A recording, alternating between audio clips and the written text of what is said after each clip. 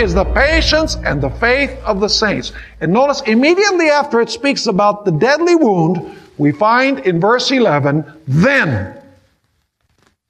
So when the first beast falls, it says, then I saw another beast coming up out of the earth. And he had 2 horns like a lamb and spoke like a dragon. So when does this second beast rise? It rises to power when the first beast receives its deadly wound. Because it says, he who kills with the sword will be killed with the sword. Then he says, then I saw another beast rise from the earth. Which means that this beast would have to rise around what year? It will have to be around the year 1798 when the first beast received its deadly wound.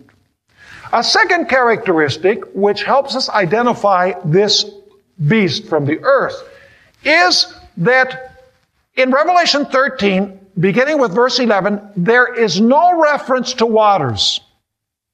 There is no reference to winds of strife. In fact, this beast that rises from the earth doesn't even fight with any other beasts.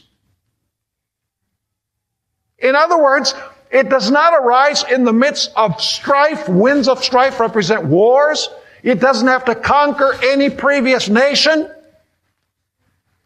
It actually arises in a different place. It can't be in Asia and it can't be in Europe. You say, why not?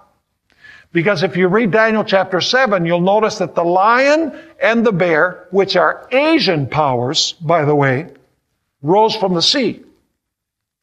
Also, the leopard and the dragon beast, which are European powers, rose from the sea as well. But this beast rises from the earth, which means that it must rise in a different place. Are you understanding what I'm saying?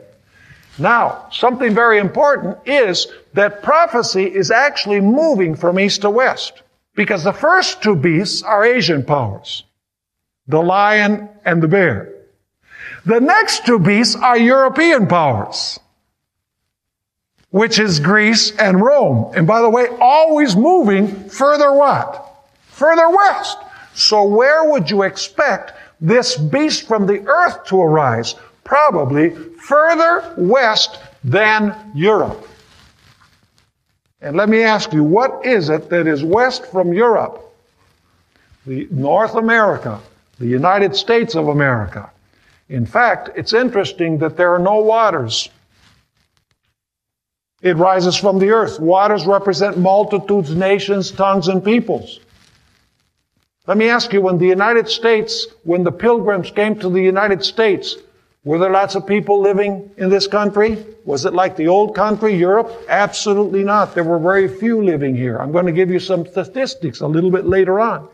In fact, let me read you a couple of statements. One of them is by Daniel J. Burstein, who for many years was the Librarian of Congress. He says this about North America.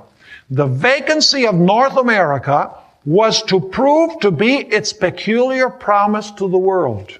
That is of the United States. Emptiness was America's special fertility.